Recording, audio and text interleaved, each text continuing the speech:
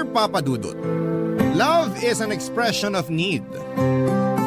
Ibig sabihin, hindi lang pag-ibig ang kailangan natin.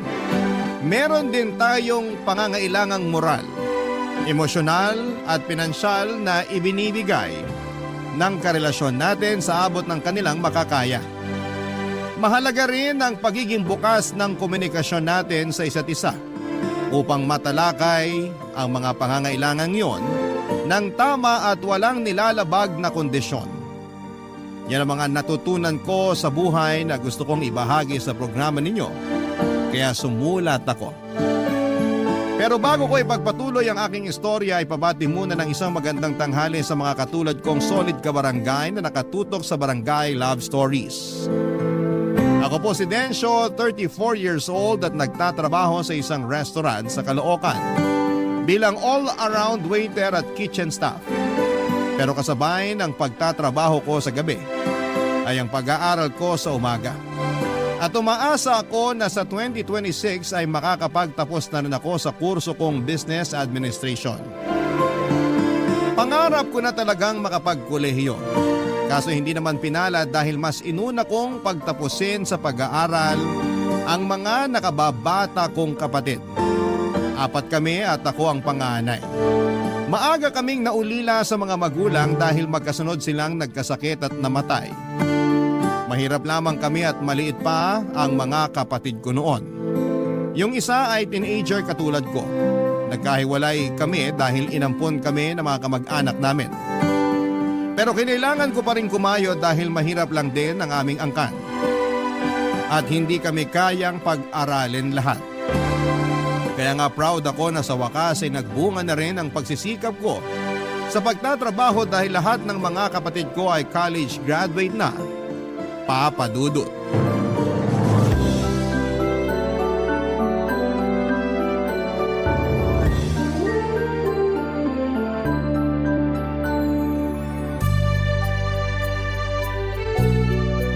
Congratulations, mahal!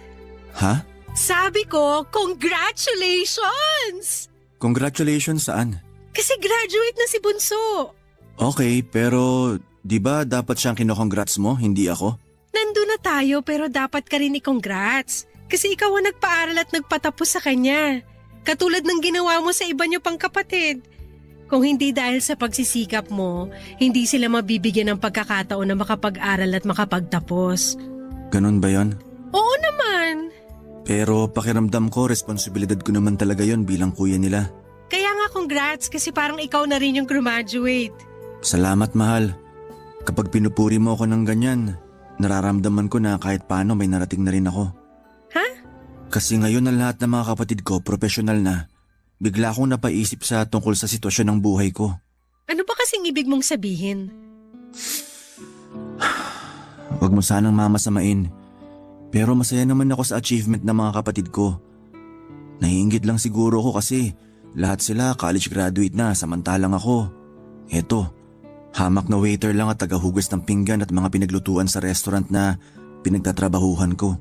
Teka lang, parang hindi ko naman yata gusto na hinahamak mo ang pagiging waiter mo, mahal.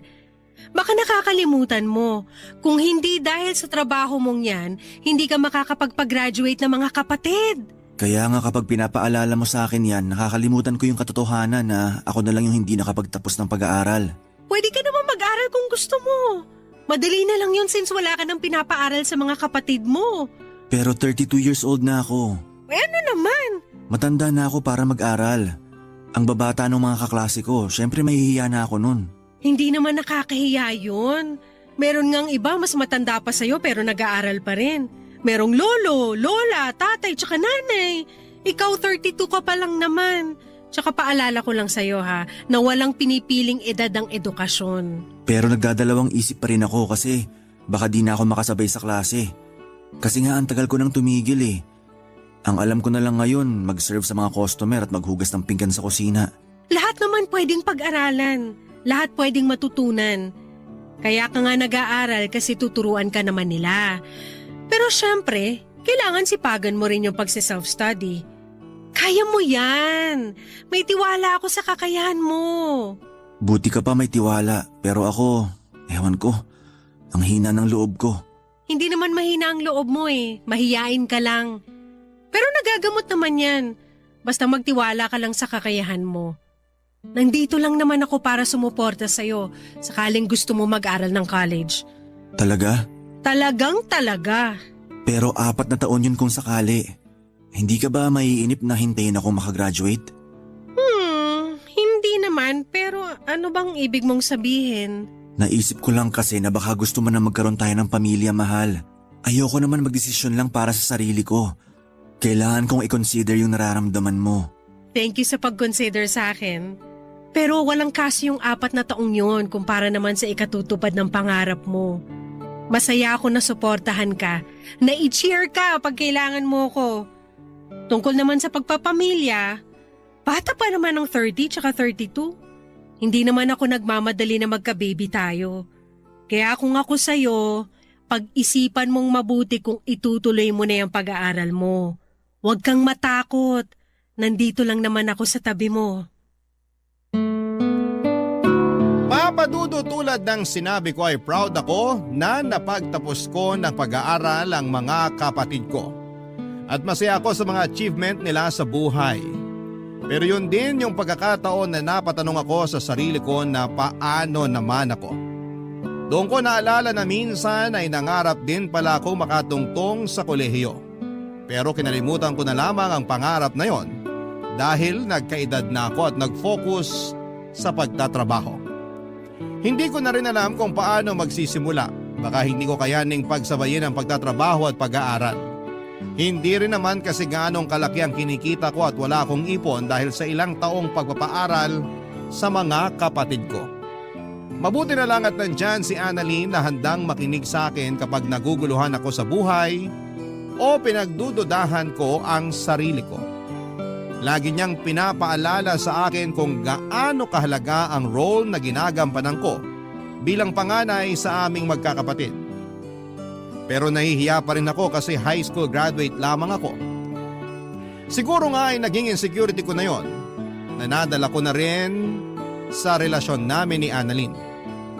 Madalas akong sumasama sa mga labas niya para ipakilala sa mga kaibigan niya. Dahil naranasan ko nang matanong tungkol sa tinapos ko. Hindi naman sa kinakahiya ko ang pagiging high school graduate ko, pero pag sinasabi ko yon sa kanila ay natatahimik na lamang sila. Tapos mag-uusap sila ng topic na hindi naman ako makaka-relate. Si Annalyn ang first girlfriend ko at minsan ay napapatanong ako sa sarili ko kung anong nagustuhan niya sa akin. Samantalang marami naman siyang manliligaw na may mas mataas na edukasyong tinapos. Pero laging sinasabi sa akin ni Annalyn yung mga magaganda at kahangahangang bagay na nakita niya sa akin na wala sa iba. Kaya nga kahit paano'y napapanatag ako. Isang araw, sinama ako ni Annalyn sa bahay nila. Pero hindi niya sinabi sa akin na may party pala doon dahil birthday ng tiyahin niya na nagbakasyon galing sa Amerika.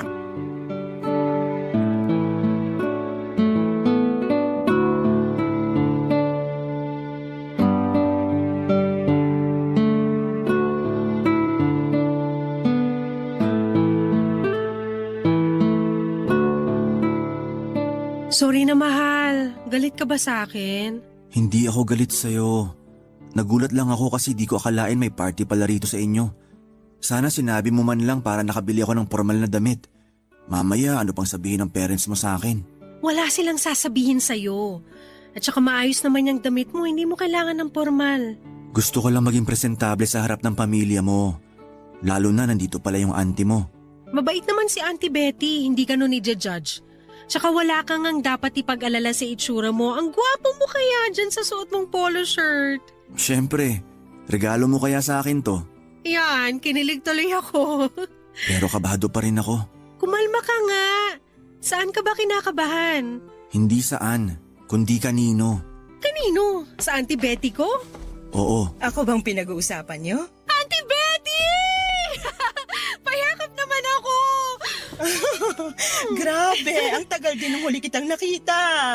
Hindi ka pa ba nag-aasawa? Hindi pa po, Auntie. Pero may boyfriend ka. Oo naman po.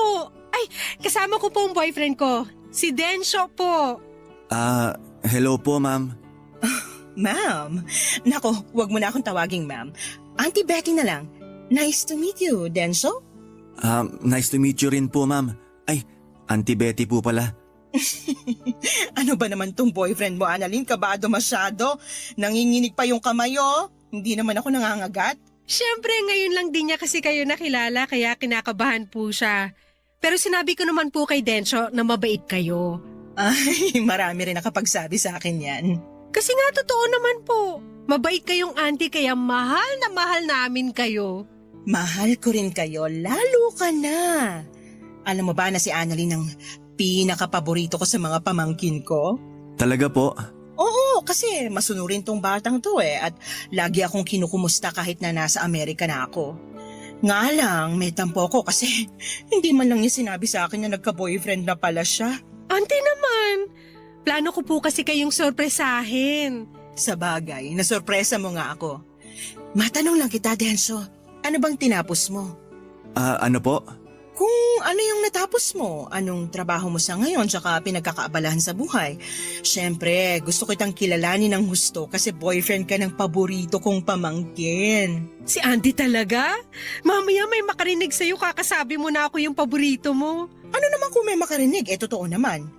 Ano po kasi, yung totoo, high school graduate lang po ako. High school graduate? Ibig sabihin, hindi ka man lang nakatungtong sa kolehiyo? Hindi po. Kasi pinagtapos ni Densyo sa college yung mga kapatid niya, Auntie. Ay, talaga? Opo. Maaga kasi silang naulila kaya siya na lang yung nagtaguyod sa mga kapatid niya. Inunay niya yung pag-aaral nila. Nagbunga naman po yun kasi lahat sila profesional na ngayon. Nakakabilib nga, pero anong plano mo sa buhay, Densyo?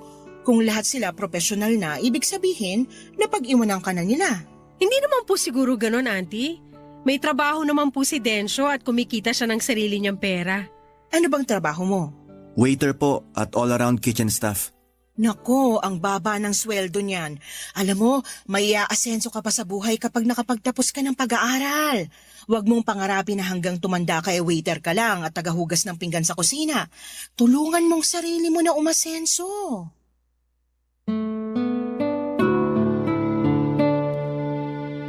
Papadudot mabait si Auntie Betty pero may pagkaprangkang manalita. At ramdam ko yon habang sinasabi niya sa akin na tulungan ko raw ang sarili ko na umasenso. Hindi naman ako na-offend dahil mabuti naman ang hangarin niya. Gusto lamang niya akong mapabuti para sa sarili ko at sa amin ni Annalyn. Hindi rin naman nagtagal yung pagkausap niya sa akin dahil tinawag na siya ng iba nilang kamag-anak. Pero pag may pagkakataon ay bumabalik siya sa pwesto namin ng girlfriend ko para makipagkwentuhan. Aaminin kong namangha ako, papadudot, at humanga talaga ako sa tiyahin ng girlfriend ko pagkakita ko pa lamang sa kanya. Sa edad niya kasing 45 ay napakaganda pa rin ang hubog ng katawan niya. Halatang alagang-alaga rin ang kutis niya at puro masusustansyang pagkain lamang ang kinakain niya. Noong una ay nailang pa akong kausapin si Auntie Betty dahil baka dumugo ang ilong ko sakaling mag-English siya. Pero natawa naman ako kasi matatas siyang magtagalog. Bukod doon ay magaling din siyang magdala ng usapan kaya hindi nagtagal ay naging komportable na ako sa kanya. Masaya naman yung party kahit na ilang beses akong nahiya. Doon ko biglang naisip na kung may tinapos lamang ako, mas confident akong humarap sa mga kamag-anak at kaibigan ni Annalyn. Hindi yung mananahimik lamang ako sa isang sulok at naghihintay na sana ay mag-uwian na at matapos na ang party ng gabing yon. Papadudot. Barangay Love Stories. Barangay Love Stories.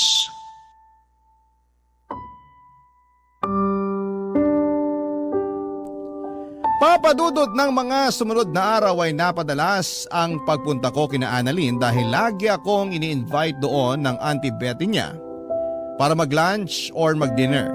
Na-appreciate ko naman kasi ramdam ko na kasama ako sa pamilya nila. Isang buwan lang din kasi itong magbabakasyon sa Pilipinas kaya siguro isinusulit na nito ang bawat sandali. Pag nandun ako sa bahay nila ay lagi nagluluto si Auntie Betty ng specialty niya na putahe. At talaga namang masarap magluto si Auntie Betty. Sa katunayan ay nakakadalawa o 3 plato pa ako sa mga luto niya. Bagay na kinatutuwaan niya sa akin. Maraming magagandang kwento sa akin si Annalyn tungkol sa tiyahin niya. Wala itong anak pero nagkaasawa naman. Maaga nga lang itong nabiyuda matapos mamatay sa sakit ng asawa nitong Pinoy. Mahal na mahal daw ni Auntie Betty yung namayapa niyang asawa at yon ang dahilan kung bakit nagpakalayo-layo ito. Hindi kasi makausad si Auntie Betty dito sa Pilipinas. Dahil lagi nitong naaalala ang mister niya kaya nag-decide itong mag-abroad. Sa ilang taon niya sa Amerika ay nakaipon siya ng pera para makapagpatayo ng business doon. Mabait talaga si Auntie Betty, siya ang paboritong tiyahin ng karamihan sa mga pamangkin niya, Papa Dudut.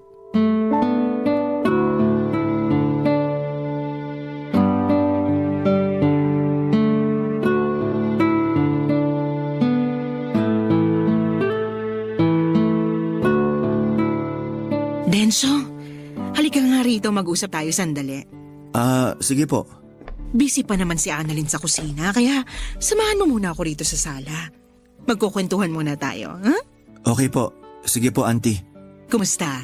Nasarapan ka ba sa mga luto ko? Opo, nagustuhan ko lahat. Mabuti naman. Alam mo, yan din ang putahe na paborito ng namayapa kong asawa eh. Sa katunayan, naalala ko siya sa'yo. Talaga po? Oo, kahawig mo siya. Para kayong pinagbiyak na bunga kaya nagulat talaga ako nung unang beses na nakita kita. Mas lalo akong nagulat nung pinakilala ka ni Annalyn bilang boyfriend niya. Pero, pwede ba akong mag-request sa'yo? Sige, ano po yun? Huwag mo na akong masyadong ipo. Pakiramdam ko matanda na ako eh. Wala pa nga akong 50. Hindi naman po kayo mukhang matanda. Pero sige, hindi ko na kayo ipopo kung ayaw nyo. Salamat. Gusto ko lang maging komportable tayo sa isa't isa. Lalo naaalala ko, tinawag mo pa akong ma'am nung pinakilala ako sa'yo ni Annalyn. Hindi ko lang kasi alam kung paano kayo i-address. Kaya naisip ko tawagin na lang kayong ma'am para paggalang na rin. Wala namang kaso yon, pero boyfriend ka ng pamangkin ko. Ibig sabihin, kapag kinasal kayo, magiging tiyahin mo na rin ako. Speaking of kasal, matanong ko lang, may plano ka bang pakasalan si Annalyn? Meron pero hindi pa namin pinag-uusapan. Hindi naman kami nagmamadali eh. Ganun ba? Mabuti kasi may gusto sana akong ialok sa'yo. Ano yun? Plano sana kitang pag-aralin eh.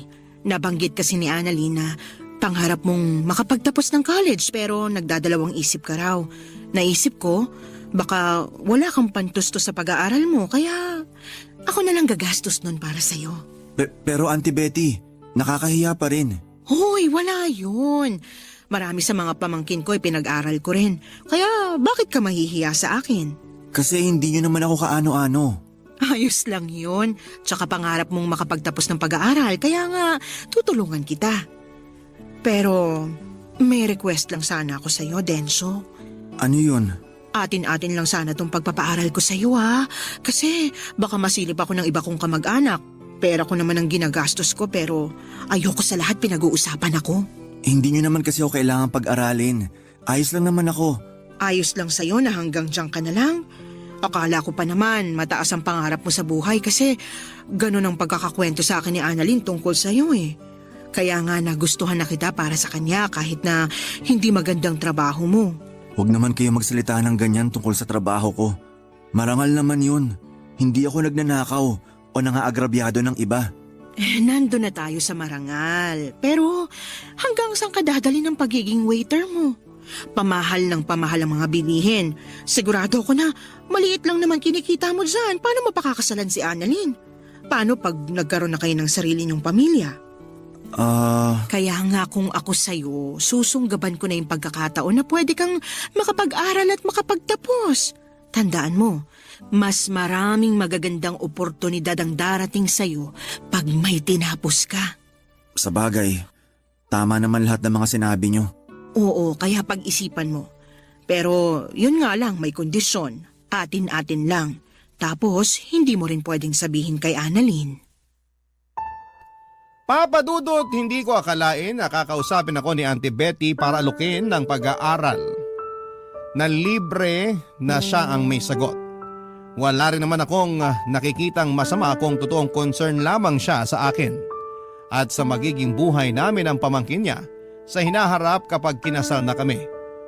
Tama nga naman siya na mas maraming magagandang opportunity ang pwedeng dumating sa akin sakaling may diploma ako't nakapagtapos ng pag-aaral. Ibig sabihin ay hindi na ako habang buhay na magiging waiter at tagalinis lamang sa kusina. Pero nalungkot ako. At napaisip noong sinabi niya sa akin na dapat sekreto lamang namin yon. Akala ko dahil ayaw lamang niyang malaman ng iba niyang kamag-anak pero pati pala sa girlfriend kong si Annalyn ay ayaw din niyang sabihin ko. Buti na lamang at pumayag siyang pag-isipan ko muna bago magdesisyon at nangako ako na ipapaalam ko ang sagot ko sa kanya sa lalong madaling panahon. Ang lapad ng ngiti ni Auntie Betty at kitang-kita ko ang pag-asa sa mga mata niya na papayag ako sa gusto niyang mangyari. Pero nagdaan ang isang linggo. Hindi pa rin ako nakakapagdesisyon at napansin na yon ni Annalyn, Papa Dudut.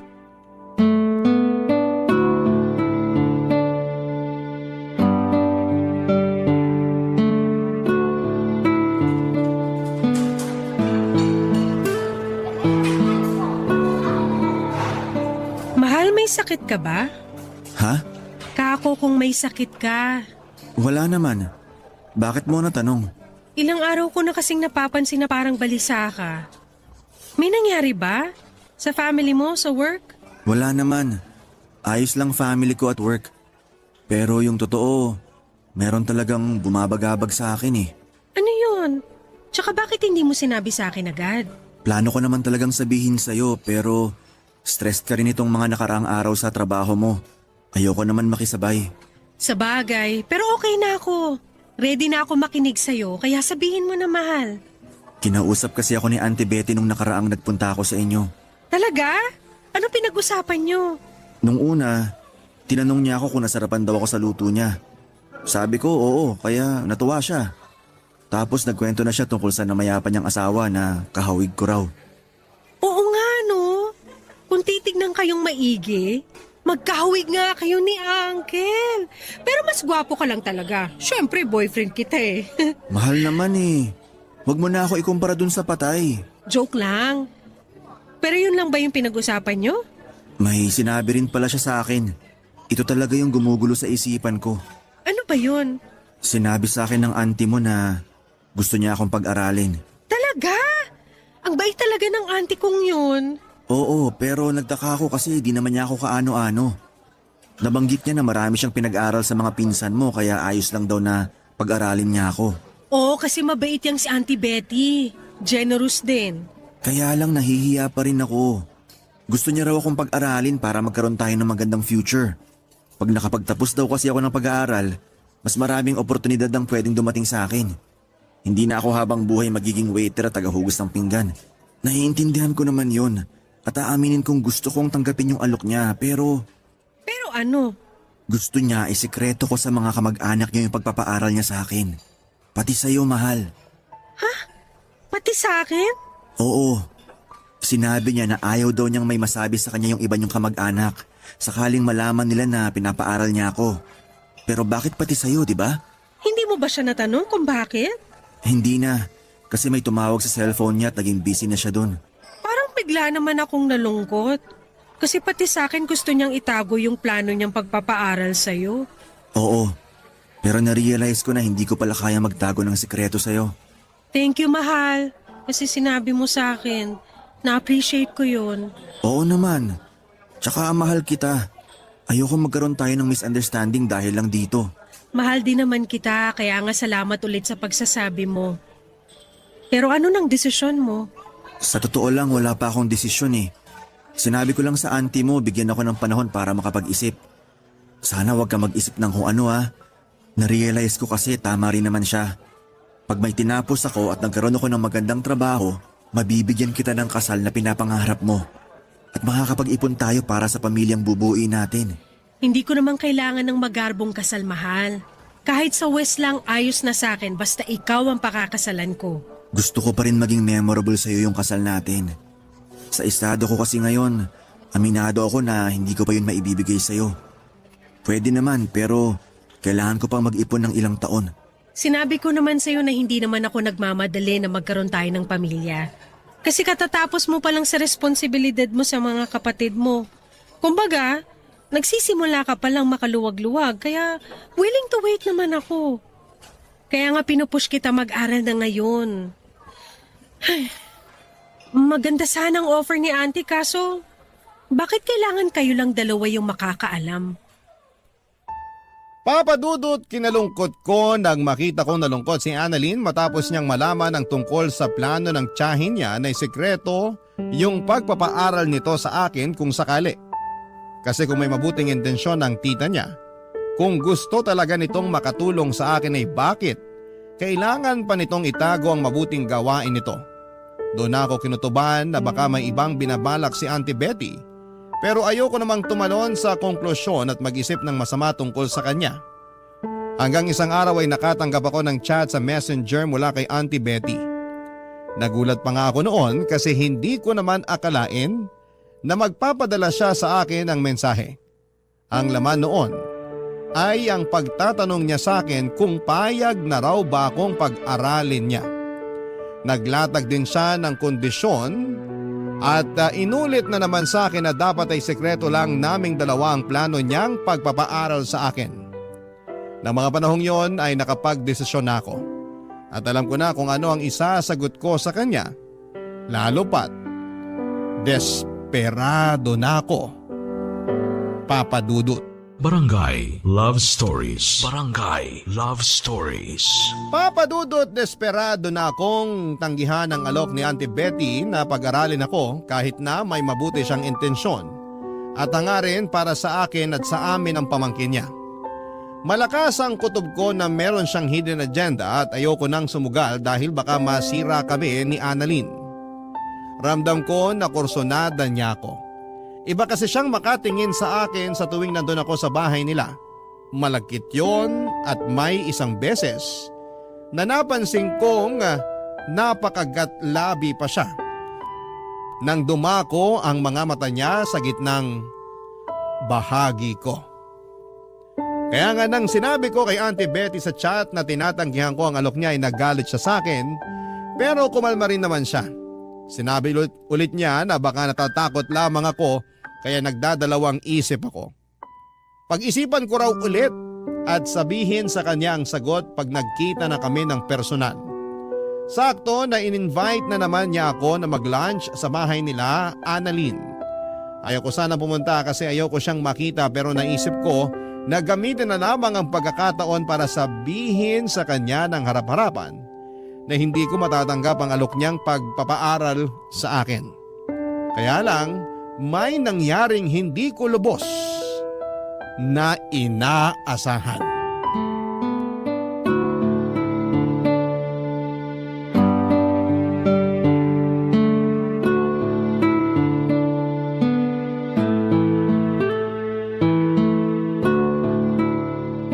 Salamat na lang po sa alok nyo pero hindi ko na po matatanggap yung pagpapaaral nyo sa akin. Di ba sinabi ko nang wag mo na akong ipo? Ay, tigas ng ulo mo. Tapos ngayon ikaw pa may ganang tumanggi sa alok ko? Pasensya na po pero narealize ko kasi na… Na ano? Ang sabihin mo maarte ka lang. Baka naman hindi talaga totoo yung sinabi sa akin ng pamangkin ko na gusto mong mag-aral. Kasi wala ka naman talagang pangarap para sa sarili mo. Kontento ka na lang dyan sa trabaho mong napakababa ng sweldo.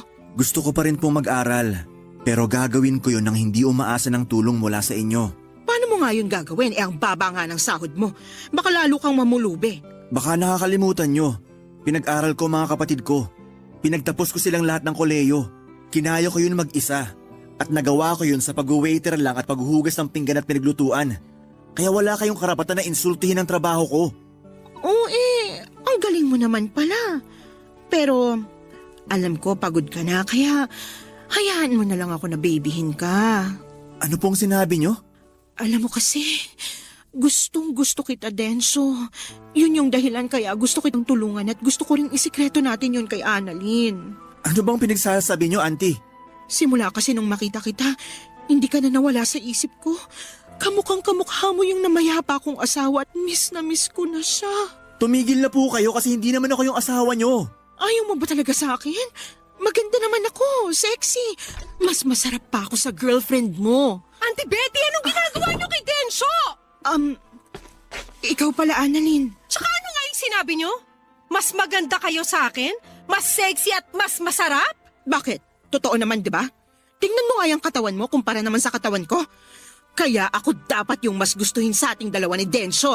Kaya pala gusto niyong isikreto yung pagpapaaral niyo sa kanya kasi may hidden agenda kayo sa boyfriend ko? Paano mo nalaman yan tungkol sa plano kong pagpapaaral sa kanya? Sinabi ko sa girlfriend ko kasi alam ko na hindi tama yung gusto niyo mangyari. Kung totoong wala kayong masamang intensyon at concerned lang talaga kayo sa kapakanan ko at sa magiging pamilya namin ni Annalyn, bakit ko kailangan isikreto sa kanya? Yun naman pala, may hidden agenda kayo sa akin. Kursunada niyo ako. Ano kasi? Kayo pa naman yung paborito kong tsahin. Pero hindi ko akalain na tataluhin niyo ako. Buti nilang loyal sa akin yung boyfriend ko. Aanhin mo naman yung pagiging loyal ng lalaking yan kung di ka naman niya kayang bigyan ng magandang buhay sa hinaharap. Huwag mo sabihin sa akin na handa ka magpakasal sa waiter at tagahugas ng pinggan na yan. Oo, at wala ka ng pakialam doon. Marangal ang trabaho ni Densyo. Tanggap siya ni na mami at daddy kaya bakit hindi ko siya pakakasalan? Tsaka alam ko sinasabi niyo lang yan dahil inggit kayo sa akin. Kasi ako, meron nagmamahal sa akin, sa inyo wala. Anong sinabi mo? Ulitin mo yung sinabi mo. Mahal, tama na. Huwag mo nang sagutin yung auntie mo. Mabuti pa, umalis na lang muna tayo. Hindi, ayoko! Dito lang tayo. Gusto kong ipamukha sa babae niya ng kapal na mukha niyang insultuhin ka eh. Hindi ko nga kinakahiya na hindi ka pa nakakapagtapos sa pag-aaral. Tapos siya, lalaiting ka lang na akala mo kilalang kilala ka na? Hindi ako makakapayag noon! Papa Dudut, mabuti na lang talaga at dumating si Annalyn para ipagtanggol ako sa tiyahin niya. Nanlit na lamang din kasi ako bigla sa mga pangiinsultong sinabi nito sa akin dahil sa pagiging high school graduate at waiter ko. Pakiramdam ko ay inapakan niya ng husto ang pagkatao ko at nawala bigla yung kumpiyansa ko sa sarili ko na matagal kong inipon. Kahit lalaki ako ay naiyak na lamang ako pagkaalis namin ni Annalyn sa kanila. Buti na lamang talaga at kasama ko ang girlfriend ko habang inaalo ako. Pagkatapos ng tagpong yon ay hindi na kami nagkita ni Auntie Betty hanggang sa mabalitaan ko na lamang na nakabalik na siya sa Amerika. Blinako na rin siya sa messenger para hindi na siya makapag-chat sa akin. Doon ko naramdaman yung matinding kagustuhan ko na makapag-aral at makapagtapos para may pagmamalaki ako sa hinaharap. Pero hindi ko lang yon gagawin para sa sarili ko kundi para sa amin ni Annalyn.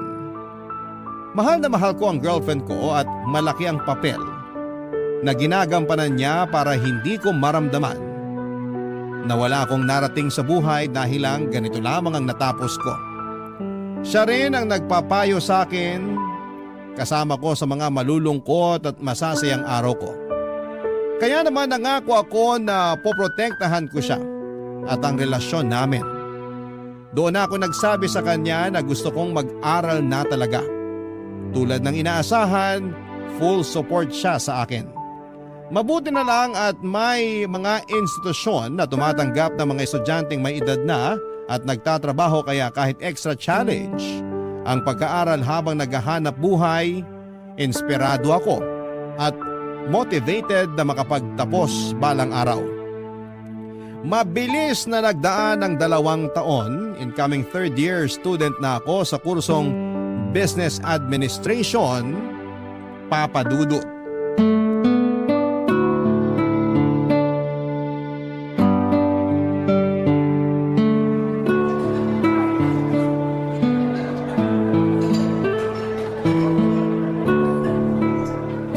Congratulations, mahal! Congratulations saan? Kasi magta-third year ka na. Thank you pero di pa naman ako graduate. 2 taon pa halos bubunuin ko. Pero darating ka rin dun. Makakagraduate ka rin. Basta wag ka lang sumuko. Gusto lang namang kitang i-congrats ngayon para alam mo kung gaano ako ka-proud sa'yo. Simula pa lang nung nag-decide ka mag-aral, sobrang tiyaga at sipag mo. Kasi kinakaya mong isabay ang pag-aaral mo sa pagtatrabaho. Hindi madali yung ginagawa mo at talaga namang nakakabilib yun, mahal. Hindi ko naman magagawa yung lahat kung wala ang tulong at suporta mo. Ikaw talaga yung inspirasyon ko. Kaya nga masaya ako para sa atin.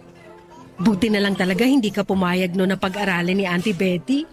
Tapos may kapalit naman pala kaya ganun siya kabait sa'yo. Kahit na desperado na ako, nararamdaman ko na rin na may mali. Kaya nga hanggat maaari, gusto ko na lang umiwas sa kanya. Pero ayoko namang mabastos siya kaya pumupunta pa rin ako sa inyo sa tuwing ini-invite niya ako. Pero bakit kasi hindi mo sinabi sa akin agad? Ayoko lang masira ang relasyon niyo magtiyahin. Ayokong masira yung reputasyon niya sa'yo. Tsaka wala pa naman siyang ginagawa sa akin nun. Kumbaga, naghihinala pa lang ako na kursunada niya ako. Pero di ko pa talaga napapatunayan. Hanggang sa manggaling na nga yun sa mismong bibig niya. Nakakalungkot lang kasi kailangan masira yung relasyon namin dahil sa kanya. Pero bago naman siya umalis, nag-sorry siya sa akin. Talaga? Anong sabi mo? Tumango lang ako. Hindi ko pa kasi siya kayang patawarin matapos yung ginawa niya eh. Iniisip ko baka namimiss lang niya yung asawa niya. Tapos nagkataon nakahawig ko kaya nakursunadahan niya ako. Pero mali pa rin kasi boyfriend kita. Marami namang ibang lalaki dyan na pwede niya magustuhan. Yung single, walang sabit. Kaya bakit ikaw pa, di ba? Ginagalang ko pa naman siya kasi tsahin ko siya pero hindi na niya ako nirespeto. Nalulungkot din ako sa nangyari. Di ko akalain na mauuwi sa ganun yung simpleng pagbabakasyon niya rito. Pero iniisip ko na lang na baka mapatawad ko pa rin naman siya pagdating ng araw. Kahit paano naging mabait pa rin naman siya sa akin at sa parents ko. Pero hindi na lang talaga may babalik yung closeness namin katulad ng dati. Maiintindihan naman niya siguro yun.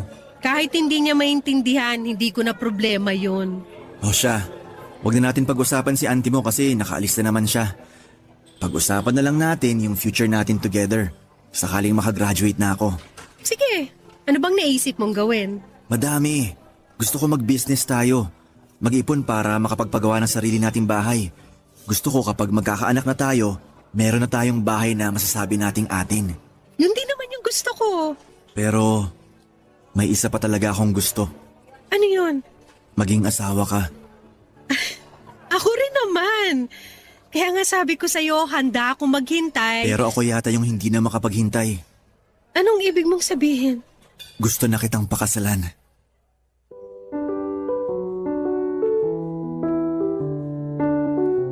Papa Dudut, nag-propose ako kay Annalyn ng araw na yon sa paborito naming fast food chain na kinakainan. Simple lang yung proposal, pero masasabi kong memorable. Gustong gusto ko na talagang iharap sa altar ang babaeng mahal ko. At hindi na ako makapaghihintay pa na makagraduate bago ko gawin ang bagay na yon. Sa susunod na taon pa talaga ang plano naming pag-iisang dibdib, Pareho na kaming kabado at nananabik ni Annalyn. Sa kasalukuyan ay nagsisikap ako sa pag-aaral habang nagpupursige rin sa pagtatrabaho. Gusto ko kasing makaipon ng pera para mabigyan ko ng pangarap niyang kasal ang girlfriend ko. Minsan lang naman yon sa buhay namin kaya gusto kong gawing espesyal. Alam ko na bagaman mahirap ay matutupad ko ang mga pangarap ko na ito. Isa na nga doon ay ang makapagtapos ako ng kolehiyo. Masaya ako dahil suportado ko ni Annalyn at ng mga kapatid ko. Hanggang dito na lamang po ang sulat ko at naway nakapulot kayo ng aral at inspirasyon sa kwentong ibinahagi ko. God bless po and more power sa Barangay Love Stories. Number 1 po kayo sa puso namin. Ang inyong kapuso at kabarangay forever, Densyo. Dear Papa Dudut, ako nga pala si Gesmond, 40 years old, isang tagabantay ng isang PCR na malapit sa isang sikat na tourist spot. 15 years na ako sa trabaho na ito. Tatay ko ang unang nagbantay sa PCR na binabantayan ko sa ngayon. Tatay ko ang unang nagbantay doon nung kagagawa pa lamang. Tawag nga sa kanya ng mga taga roon ay manager. Siya rin ang nagrekomenda sa may-ari na ako na lamang ang kuning kapalit niya. Napaaga kasi ang pag-retire ni tatay sa trabaho dahil tinamaan siya ng stroke. Kinailangan niyang magpahinga. Maayos naman na naging pasahod dito, siguro'y dahil parang halos magkaibigan sina tatay at ang may-ari noon. Kaya nahiya na bigyan ako ng mababang sahod. Kaya hindi na rin ako lumipat pa ng trabaho dahil kontento naman ako sa pagtrato sa akin doon. At ang sahod syempre. Saka dagdag din na mahina ang loob ko sa pagpapalit ng trabaho. Pakiramdam ko dahil hindi ako nakapagtapos ng pag-aaral ay mare-reject ako. Masaya naman kasi sa trabaho ko lalo't na kaklose ko na ang kapalitan ko sa trabaho na si Mercedes. Mas matanda siya ng 10 taon sa akin. Nalungkot nga ako nang bahagya nang sinabi niyang malapit na siyang mag-resign. Lumaki na raw ang mga bayarin niya lalo't nabuntis ng maaga ang panganay niyang dalaga. Sinubukan ko pa nga siyang pigilan, takot talaga ako sa pagbabago. Pero sinabi niya na kailangan niyang maging praktikal. Kaya naman sinulit na namin ang mga nalalabing panahon na magkasama kaming dalawa. Masasabi kong bukod sa katrabaho ko si Mercedes ay siya rin ang nagsilbing best friend ko. Hirap din kasi akong makipagkaibigan. Mahihayin ako at hindi ko man lang magawang tignan ang isang tao sa mga mata niya dahil baka may mapo na siyang hindi maganda sa aking itsura. Pero pagdating kay Mercedes, confident ako lagi sa sarili ko dahil komportable ako sa kanya, Papa Dudut.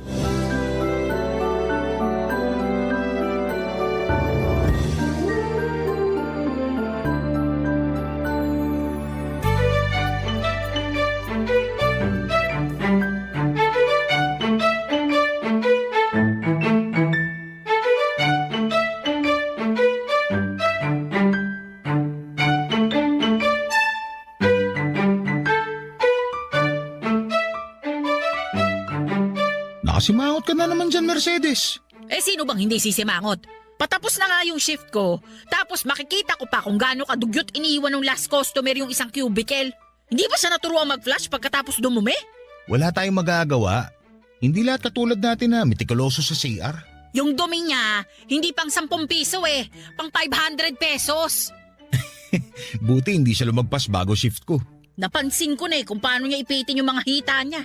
Tapos nung nakalapit na siya sa akin, parang tumatayo yung balahibo niya sa braso. Senyalis na pala yun. Wala na tayong magagawa. Nangyari na Nakadumi na siya. Nalinisan mo na nga Ang hirap ng trabaho natin. Hindi sapat yung pasahod. Tapos ang dudugyot pa ng mga customer. Isang buwan mo na lang naman titiisin, di ba? Eh yun na nga Isang buwan na nga lang. Pero balak pa ata akong pahirapan.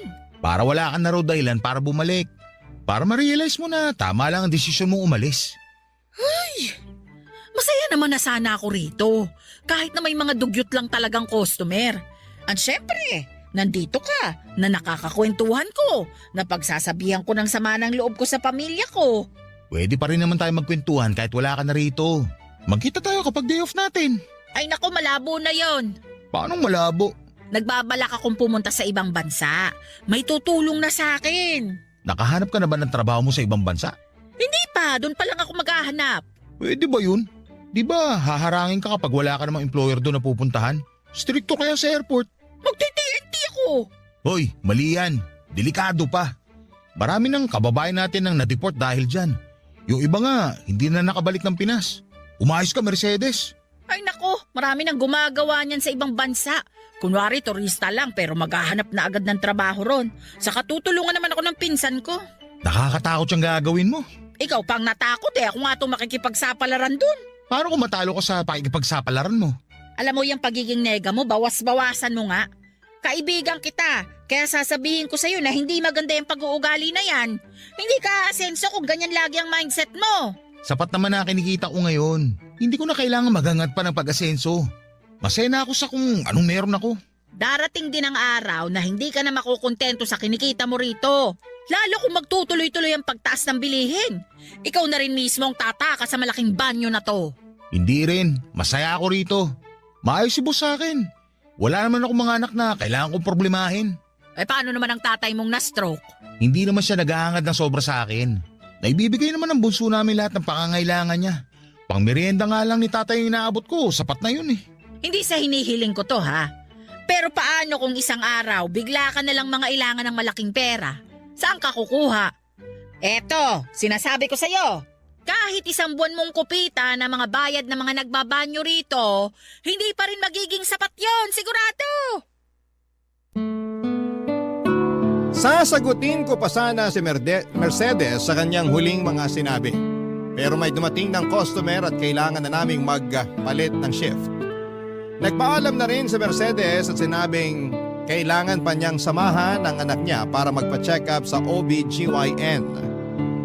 Hinayaan ko naman na siyang umalis, Papa Dudut, habang nakaupo at naghihintay ng mga gagamitin ng banyo. Napaisip ako sa mga sinabi ni Mercedes sa akin. Paano kung isang araw ay hindi na lamang ako makontento sa kinikita ko?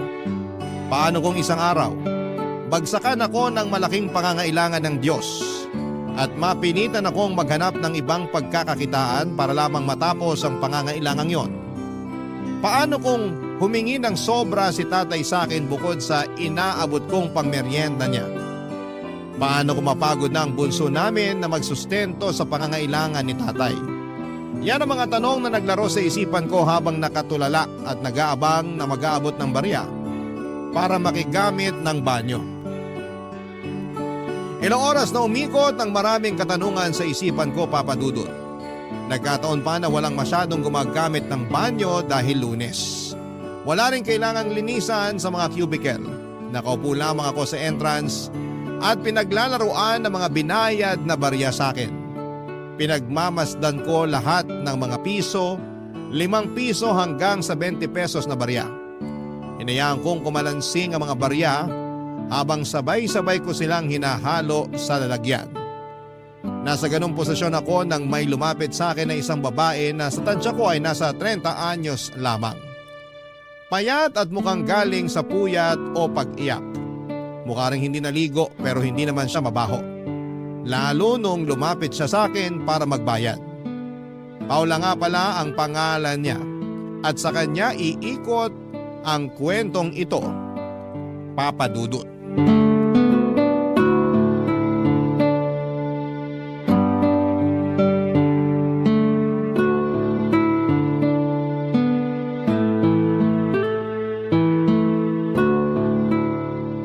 Ihi, dumi o ligo? Magkano pag-iihi? Hindi mo ba nakita yung karatula rito sa mesa? Hala, nasaan yung karatula rito? Nakita mo ba? Kararating ko lang.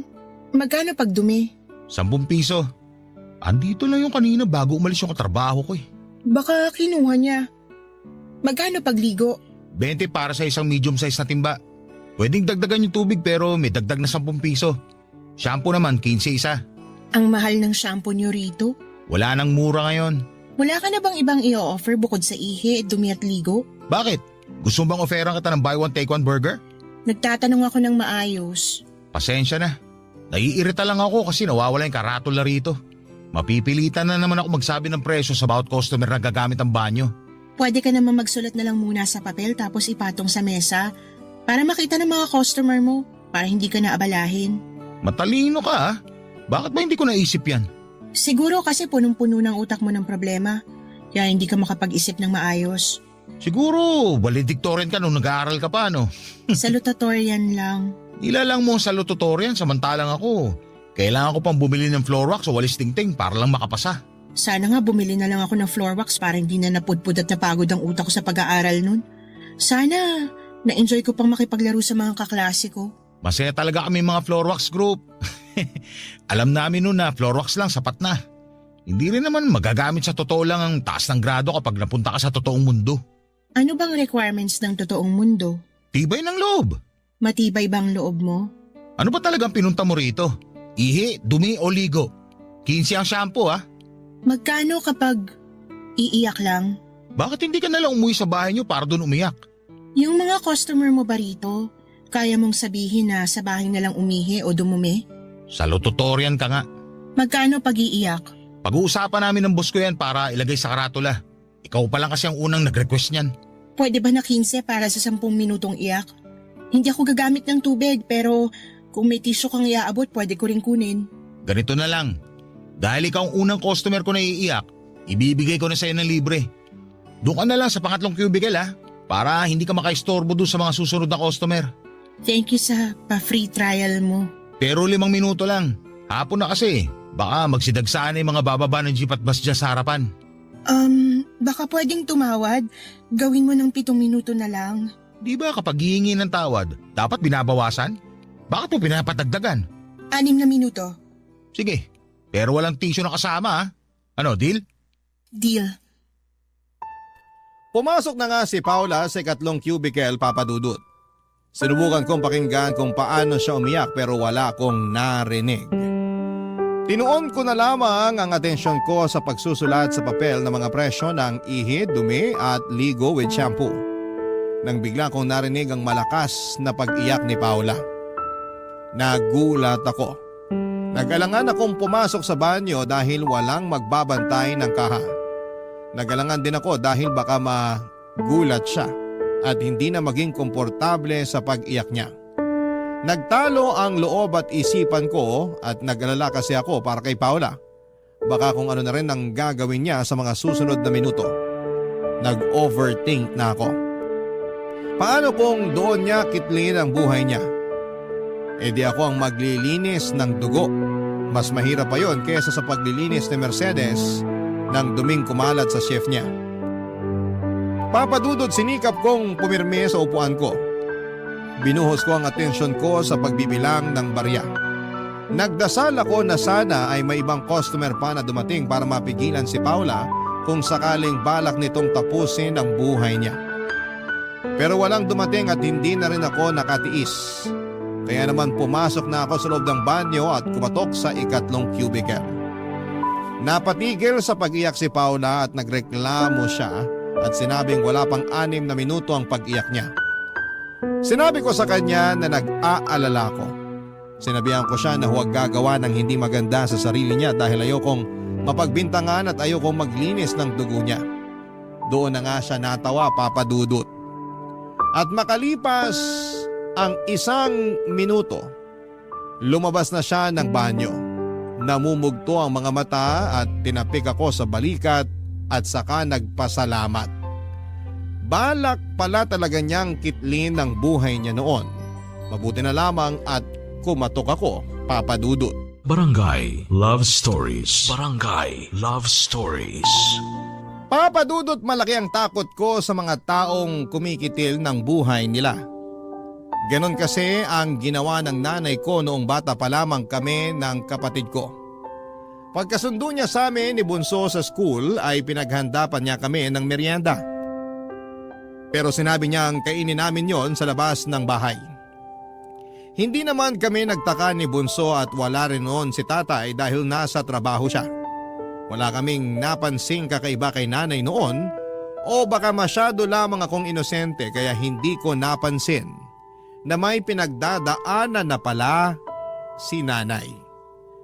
Pagkatapos niyang iabot sa amin ang mga merienda naming orange juice at tinapay na may palamang mantikilya, hinatid niya kami sa labas ng bahay at pinaupo sa gilid malayo sa bahay. Niyakap niya kaming pareho, tinitigan sa mga mukha, hinaplos niya ng paulit-ulit ang mga pisngi naming magkapatid. Ninitihan ko siya at hindi ko makakalimutan ang sinukli niyang ngiti sa akin. Sinabihan niya kami na huwag papasok hanggat hindi dumarating si tatay. Tumango lamang kami ni Bunso. Pagkatapos noon ay pumasok na siya sa loob ng bahay at sinimula na naming kaining magkapatid ang merienda namin. Nagtutuksuhan pa kaming dalawa nang bigla naming marinig ang malakas na patugtog ni nanay ng radyo sa kwarto nila ni tatay. Hindi naman namin yon inalintana. Nakafocus kami sa kinakain naming tinapay. Napasayaw pa nga ang bunso namin nang tumugtog ang paborito niyang novelty song sa radyo. Tinawanan ko ang kapatid ko at saka sinabayan siya ng pagsasayaw. Nang matapos namin ang merienda namin ay nakaramdam ako ng pagkulo ng sikmura. Gusto ko nang pumasok ng bahay para gumamit ng banyo Pinigilan ako ni Bunso at pinaalala ang bilin ni nanay. Masunurin pa naman si Bunso, kaya nakisunod na rin ako. Makalipas ang ilang sandali ay dumating na si tatay ay may dalang isang pink na cotton candy para paghatian naming magkakapatid. Inaya na kami ni tatay na pumasok ng bahay at doon namin nakita si nanay na nakabitin sa kisame ng kwarto.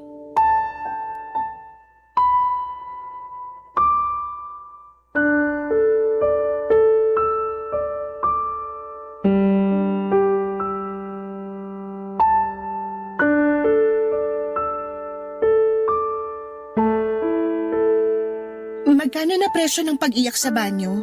Hindi ka na pwedeng umiyak sa banyo. Bakit naman? Hinahaluan mo na hindi maganda eh. Sorry nung nakaraan kung natakot kita. Balak mo pa ata ako masibak sa trabaho. O baka naman plano mo na idin ako sa kaso. Ayaw naman kitang madamay sa gagawin ko sana eh. Ayaw mo madamay ako dito gagawa ka na hindi maganda sa sarili mo. Malamang madadamay ako. Iimbestigahan ako. Buti sana kung may iba kang kasabayan na magwi-witness para sa akin. Sorry na nga. Sorry. Kung natuloy ang pagtapos mo sa buhay mo, may magagawa ba ang sorry mo pag nakulong na ako? Hindi na mauulit. Talaga? Kasi bawal ka na rito sa PCR namin. The customer is always right. Kahit kikitilin na ang buhay, right ka pa rin? Nabigla lang ako noon. Hindi na talaga yun mauulit. Sana ganyan din ang sinabi ng nanay ko noon, na nabigla lang siya. Ha? Sana nabigla lang siya noon. At sana tama ang timing namin bago namin siya nakitang nakabiti sa kisame. Sana lang talaga. Tinapos ng nanay mong buhay niya? Bata pa lang kami noon. May hawak pa akong cotton candy na pinag-aagawan namin magkapatid. Tapos pagpasok namin ng bahay, nakita na lang namin siya nakabiti sa kisame. Sorry. Mula noon hindi na ako kumain pa ng cotton candy. Lalo na yung pink. Di makita o makaamoy noon, ayoko. Kaya pag may tumatambay na nagbebenta ng cotton candy dyan sa tapat, tinataboy ko talaga. Napabarangay na nga ako minsan dahil doon. Sinabi mo bang totoong dahilan? Bakit ko sasabihin? Di kinaawaan nila ako. Ayaw mo bang kaawaan ka? Mas gusto kong maintindihan ako. Wala bang nakakaintindi sa'yo? Si nanay. Pero wala na siya. Salamat sa pagpapaalala ha. Sorry, nagkamali na naman dila ko. Huwag kang makasarili. Huwag mong kitilin ang buhay mo. Buti sana kung ikaw lang makakaranas ng epekto ng pagkawala mo. Paano ang pamilya mo pag nalaman nila? O kaya boyfriend mo? Hindi mo alam kung gaano kahirap mag-move on kapag namatayan ka ng mahal sa buhay. Ilang beses ko bang kailangang mag-sorry? Huwag ka sa akin mag-sorry. Mag-sorry ka sa sarili mo. Lumalaban ang katawan mo para mabuhay ka. Tapos dahil nagpadala ka sa pagkabigla, gusto mo tapusin kagad ang pinaghirapang protektahan ng katawan mo? Madali lang kasi sayong sabihin yan. Pero sa mga katulad namin na may mabigat na pinagdadaanan, ito lang ang nakikita naming solusyon para matapos ng lahat eh. Siguro sa'yo matatapos ang lahat. Pero pagkatapos mo sa mundo na to, magsisimula ang bagong buhay ang mga mahal mo sa buhay. Alam mo ba kung gaano kahirap magsimula ulit? Lalo kapag minawala.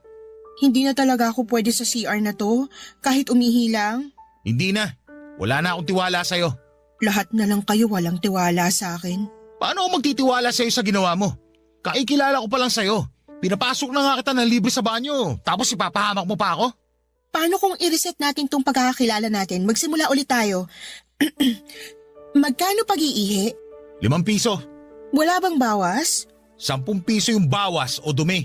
Ibig kong sabihin, pabawas naman ang presyo sa pag-ihi. Kahit wala ng tissue, okay lang.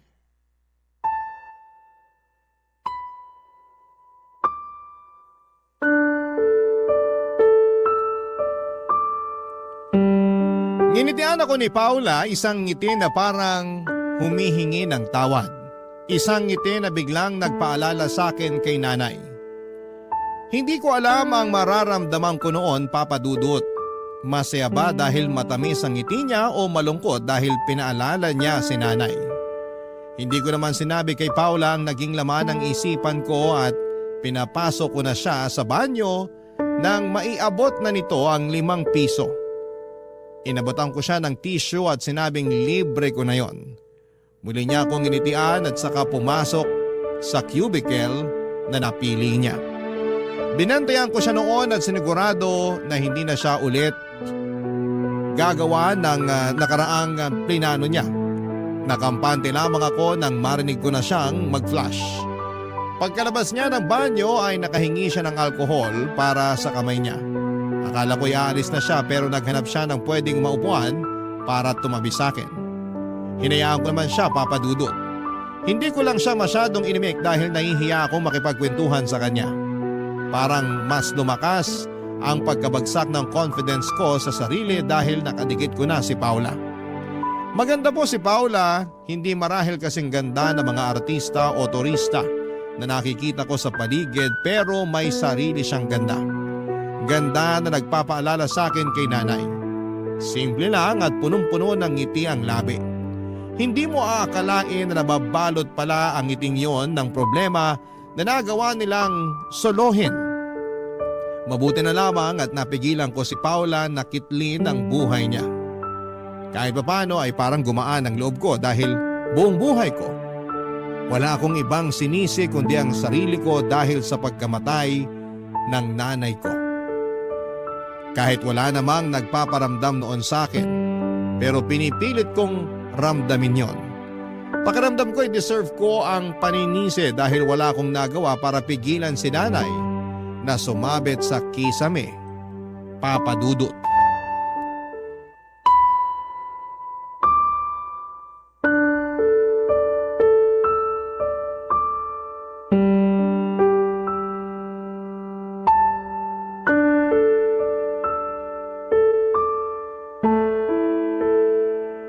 Pwede ba nating pag-usapan ang nangyari sa nanay mo? Hindi pwede.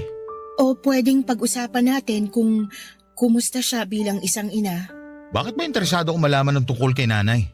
Mukha kasing naapektuhan ka niya nung Nung naging maramot siya at iniwan kaming pamilya niya? hindi naman siguro pagiging maramot ang ginawa niya. Ano palang tawag doon? Mapagbigay. Mapagbigay ng problema. Hindi na lang siguro nakayanan ng nanay mong pinagdadaanan niya. Bakit kasi hindi siya nagsabi?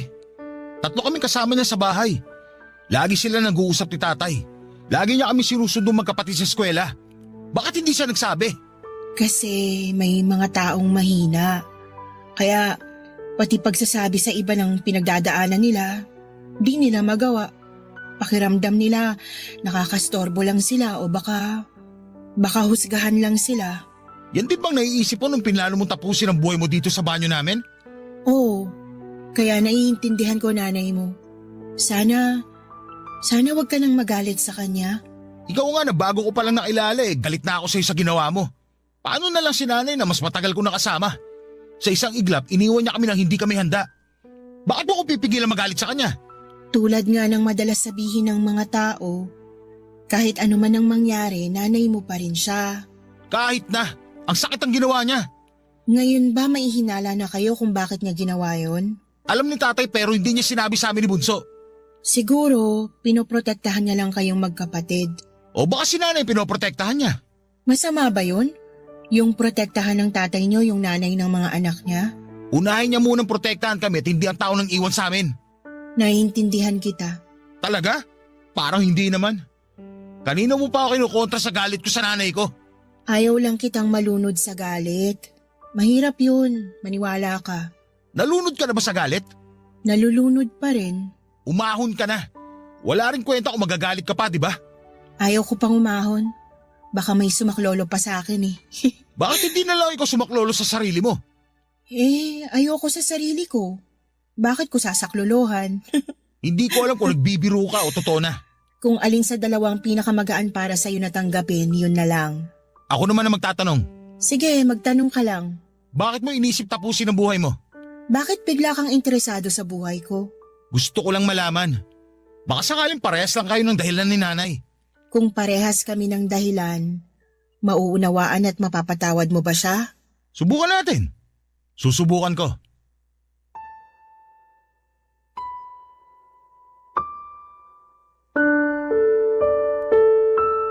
Naputol ang usapan namin ni Paula nang may dumating para umihi. Hindi muna kami nakapag-usap at naghintay kaming makarinig ng flush at agos ng tubig mula sa lababo.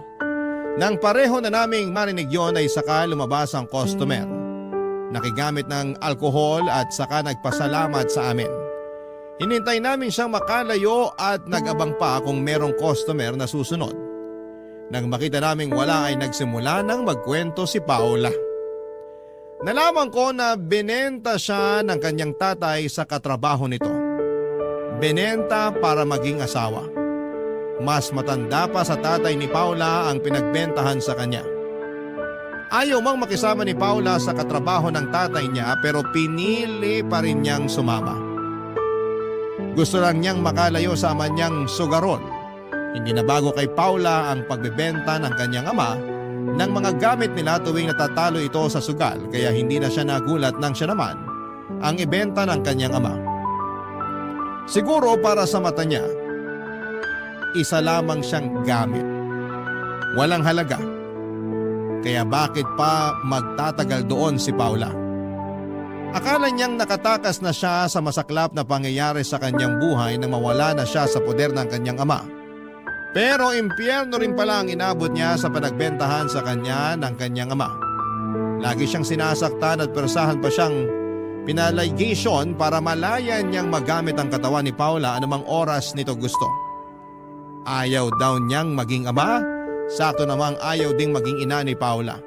Pero paminsan-minsan daw ay naiisip ni Paula kung ano ang pakiramdam na maging isang ina. Baka kasi yun din ang makapaghilom sa kanya. Baka kasi yun din ang makapagtakas sa kanya sa kinakasadlakan niya. Baka maraming baka, pero hanggang doon lang yon. Dahil alam niyang hindi na siya pwedeng magdalang tao. Dahil pinutol na yon ang katrabaho ng kanyang tatay, Papa Dudut. Barangay Love Stories. Barangay Love Stories. Papa Dudut, na padalas na ang punta ni Paula sa pay CR namin. Nakilala na rin siya ni Mercedes. Naging magkakaibigan kaming tatlo at napagtawanan na ang mga minsang pagkakamali namin sa buhay. Tulad na lamang ng pagkitil ni Paula sa buhay niya para hindi na bumigat ang usapan namin. Saka para hindi ko na rin maalala ang ginawa ni nanay. Masaya ako na naging kaibigan na si Paula. Dahil nga sa nalalapit na ang pag-alis ni Mercedes, hindi na ako masyadong nalungkot dahil may pumalit na sa pwesto ni Mercedes sa buhay ko. Lagi kong nakakausap si Paula at wala siyang trabaho at kapag wala ang katrabaho ng tatay niya, tumatakas si Paula para puntahan ako. Nagtatagal siya hanggang bago sumabit ang alas 7 ng gabi. Lagi siyang may dalang pagkain para pagsaluhan namin. Nung una ay ayaw niyang kumain doon sa may PCR dahil nai-imagine niya ang mga dumi ng mga tao. Pero nasanay na rin siya. Nagkakilala na rin kami ng husto at bukod kay Mercedes, kay Paula lamang ako naging close. Wala kasi akong masyadong naging kaibigan mula nung namatay si nanay. Natakot akong magtiwala sa mga tao kaya siguro ay pati sarili ko ay nawala na ng tiwala. Kaya ang bilis kong makontento sa trabaho ko. Dahil feeling ko ay yun lang naman ang deserve ko. Ganon papadudod kababa ang tingin ko sa sarili ko. Lagi yung nakukwento ko kay Paula. Lagi lang din siyang nakikinig. Hindi siya madalas magbigay ng advice. Gusto niyang makinig lang sa akin. Dahil ayon sa kanya, minsan ay kailangan lang ng tao nang may makikinig sa kanila. At yun ang ginawa niya sa akin. Hindi ko naisip kailanman na totoo yun pero noong pinaranas sa akin ni Paula, ang sarap pala sa pakiramdam na may makikinig sa iyo kahit na walang ibigay na payo, Papa Dudut.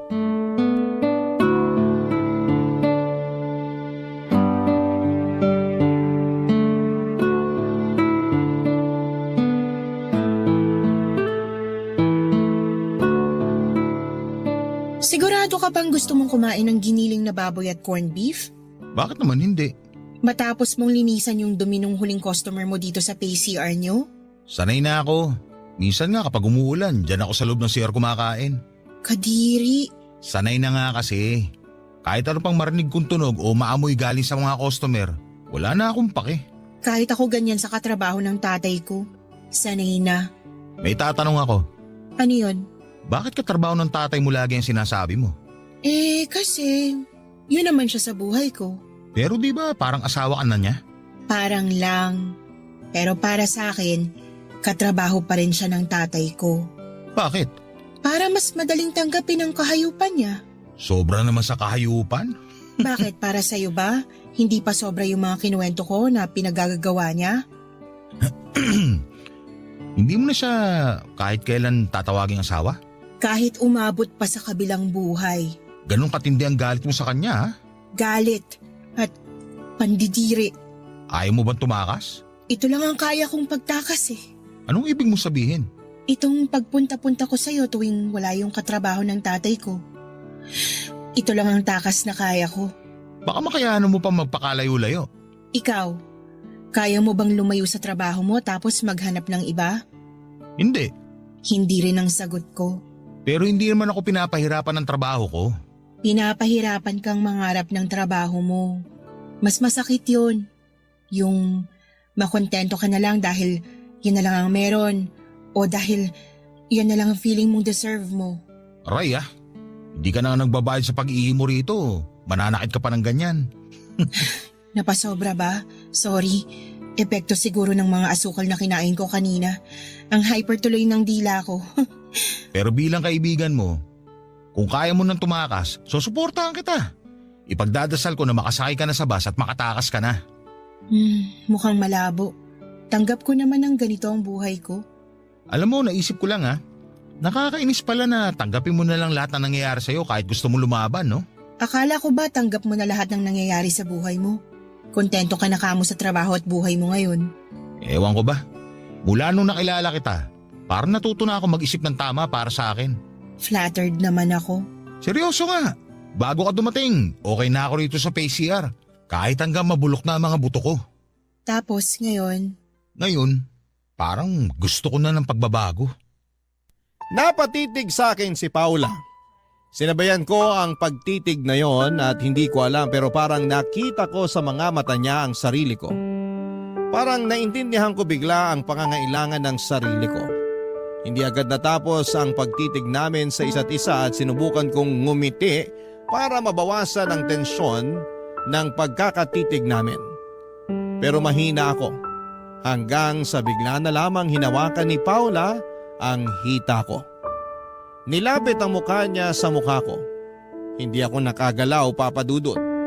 Hinayaan ko siya sa ginagawa niya. Naramdaman ko ang hininga niya sa pisngi ko. Napansin ko sa mga mata niya na parang gusto niyang may mangyari sa amin. Napaisip ako. Nakita rin kaya niya na gusto kong may mangyari sa amin. Agad ko namang nakuha ang sagot sa tanong ko at nahuli ko na lamang si Paula na idinikit ang labi sa akin. Sumabay ako. Doon na kami nagsimulang maghalikang dalawa, Papa Dudut. Hindi namin alintana ang paligid, mabuti na lamang at walang taong masyado dahil Lunes at kalagitnaan pa ng araw. Kaya malaya naming nagawa ang gusto namin. Nagmadali kaming pumasok sa loob ng cubicle. Sa pangatlong cubicle kung saan ay plinano ni Paula na kitlin ang buhay niya. Doon namin tinuloy ang sinimulan namin sa labas. Mabilis kaming nakapaghubad at doon ay may nangyari sa aming dalawa. Ewan ko ba. Pero para sa akin ay yun ang pinakamagandang nangyari sa buhay ko pagkatapos mamatay ng nanay ko. Pagkatapos ay nagmadali na kaming lumabas ng cubicle. Nagbalik na kami sa dating pwesto at mabuti na lamang at wala pa rin customer o tao sa paligid. Walang nakahuli sa amin. Sinekreto namin ang pangyayaring yon. Walang pwedeng makaalam. Kahit si Mercedes, mas lalo na ang katrabaho ng tatay ni Paula.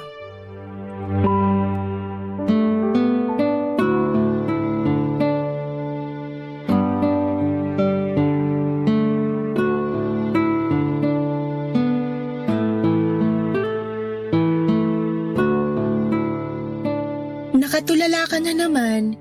Ini-imagine mo na naman ang katawan ko, no? Na nakahubad? Hindi ko na kailangan mag-imagine. Nakaukit na sa isipan ko kung ano itsura ng katawan mo. Maganda ba? Walang kasing ganda. Bolero? Pero alam mo ba kung anong lagi ko nai-imagine? Ano? Yung buhay na kasama ka. Ganon? Bakit naman yan ang naiisip mo? Ayaw mong bumalik sa pag-imagine sa katawan ko? Makinis to. Pero biro, ikaw ba, hindi mo naiisip ang buhay mo kasama ako? Ano bang naiisip mo na magiging buhay natin? Ilalabas ko na ang ipon ko. Lalayo tayo rito sa Maynila. Para hindi ka na mahanap ng katrabaho ng tatay mo. Sasakay tayo ng bus patungo sa pinakamalayang probinsya sa Luzon. Marami akong baong pagkain para hindi ko malamang sikmura mo kapag mahaba ang biyahe. Tapos, Maghahanap tayo ng matitirhan. Maghahanap din ako ng trabaho. ako rin ba? Maghahanap din ba ako ng trabaho? Kung saan ka komportable. Ayos lang sa akin kahit ano. Basta ako, magtatrabaho ko para mabili ko lahat ng gusto mo. Anong klaseng trabaho ang gusto mo? Yung malayo na sa trabaho ko ngayon. Mangangarap ako ng mataas na sahod. Para siguradong mabubuhay kita. Ayoko naman na magsisi ka na sumama ka sa akin. Hindi kita kayang bigyan ng anak. Wala namang problema. Pwede tayo mag-ampun ng aso at gawin nating anak. Uso naman yun ngayon. Pero kung gusto mo ng pusa o goldfish, ayos lang din. Ikaw masusunod. Kahit anong pwede nating maging anak, mamahalin ko. Ang dami mo na palang plano. Nakakatawa nga eh. Bakit nakakatawa? Kasi dati wala naman ako ibang plano sa buhay. Basta gumising lang araw-araw tapos pumasok sa trabaho. Magbigay ng merienda sa tatay ko. Kumustahin ang bunso namin at saka matulog. Yun lang lagi. Ako bang dahilan ng mga bagong plano mo? Ikaw ang inspirasyon ng pagbabago ko. Masaya ka ba? Kung alam mo lang kung gaano ako kasaya. Pwede ba tayo mang ibang bansa? Parang mas magandang magiging buhay natin pag nang ibang bansa tayo. Alam mo, yan ang nakalista sa plan B ko. Ang dami mo na pala talagang plano. Sige nga, ano naman ang plan B mo? Yun nga, mangibang bansa. Kung pwede sana sa bansa kung saan si Mercedes para may kasama na tayo. Kung ayaw mo dun, pwede naman kahit saang bansa basta kung saan ka magiging masaya. Gusto ko sana sa Canada o kahit saang bansa na may snow. Pag-iipunan ko yan. Huwag ka mag-alala. Makakaranas ka ng snow. Jasmond, Ano yun? salamat sa mga plano mo ha. Ikaw lang yung taong naging sigurado sa akin. Salamat. At sana maging sigurado ka na rin sa sarili at sa mga gusto mo. Pag umabot ka na doon, pangako, buo ang suporta ko. May pa-free trial ka pa rin ba ng iyak sa pangatlong cubicle? Naiiyak na naman ako eh. Para sa'yo, libre na yan palagi. May libre pang tissue. Maraming kinuhang tissue si Paula. Pagkatapos noon ay pumasok siya sa cubicle. Natagalan siya pero hindi naman ako nangamba. Alam ko namang hindi na niya uulitin ang unang ginawa niya doon. Ganon na nabuo ang tiwala ko sa kanya. Maya-maya pa'y narinig ko na ang pag-flash niya ng CR. Pagkalabas niya at sinutil ko pa siya at sinabing kailangan niyang magbayad dahil nag-flash siya ng kubeta. Natawa na lamang siya at hinalikan ng pisngi ko. Hinalikan ko siya sa labi at tinitigan niya ako at parang muli kong nakita si nanay nung huling beses ko siyang nakitang buhay. Inaplos niya ng paulit-ulit ang pisngi ko. Nilaro ang buhok ko. Tumitig sa akin at saka inalalayan ako ng matamis na pagkakangiti. Parang si nanay siya. Hindi ko pinahalata kay Paula na nakaramdam ako ng lungkot. Nagbukas ako ng topic para mawala sa isipan ko ang imahe ng nanay ko. Nagtagal pa ng 1 oras si Paula kasama ko bago siya nagpaalam para umuwi na. Bago siya umalis, inabot niya sa akin ang tissue na ibinigay ko sa kanya noong pumasok siya sa banyo. Nakatupi yon. Sinabi niya sa akin na basahin ko yon pag nakauwi na ako ng bahay. Pinag-promise niya ako at sinunod ko. Nagmadali akong umuwi ng bahay after ng shift ko para lamang mabasa ko ang sinulat ni Paula sa tissue. At nang mabasa ko na yon, humiling ako sa langit ng rewind. Ibalik ako noong oras na magkasama kaming dalawa. Noong araw na yon, para binasa ko na kaagad ang laman ng tisyo bago umalis si Paula. Isa kasi yung sulat ng pamamaalam. Pamamaalam na walang kinalaman sa pagkitil ng buhay. Pamamaalam lang sa aming dalawa. Sinabi niyang nalulunod siya sa mga plano ko para sa aming dalawa. Hindi raw siya sanay lumangoy sa magagandang plano at pangarap, kaya naman nalulunod siya. Ayaw niyang umahon dahil ayaw niyang magpasaklolo sa akin. Hindi raw siya ang tamang babae para sa mga pangarap at plano ko sa buhay. Ire-reserba ko na lang daw yon sa iba. Sa iba na mas karapat dapat at katulad kong may pangarap. Hindi kagaya niya. Wala siyang plano, wala na siyang pangarap. Kontento na siya sa masaklap na buhay niya. Nagalit ako, Papa Dudut, sa ikalawang pagkakataon at para akong inabandona at namatayan. Una, ang nanay ko. Sumunod naman ay si Paula. Mas masakit ang pag-aabandona ni Paula dahil nagsimula na ako sa gusto kong pagbabago at pangarap. Pero iniwan niya ako sa ere dahil hindi niya ako kayang samahan sa mga yon. Sa ngayon, Papa Dudut, ay nagpatuloy ako muli sa buhay sa pagbabantay ng PCR. Hindi na ako nangarap pang muli, natakot na ako. Noong nagsimula akong mangarap ulit, akala ko yun na ang pagbabago pero nagkamali pala ako. Katulad lang ni Paula si nanay nang iwan din siya. Kung kailan busog na ako sa saya at sa mga pangarap. Bakit kailangan nilang gawin yon? Bakit kailangan nilang mangiwan habang nasa rurok ako ng saya? Hindi ko na marahil malalaman ang sagot dahil hindi na muling nagpakita pa si Paula sa akin at nawalan na rin ako ng ganang hanapin siya. Nawalan na ako ng gana para sa sarili ko. Nawalan na ako ng gana sa kahit na ano. Maraming salamat po sa pagbasa ng aking liham, mabigat ang liham na pinadala ko at hiling ko'y sana'y maunawaan ninyo ako. Muli maraming salamat po sa inyo sa mga kabarangay natin. Ang inyong kapuso at kabarangay forever, Desmond.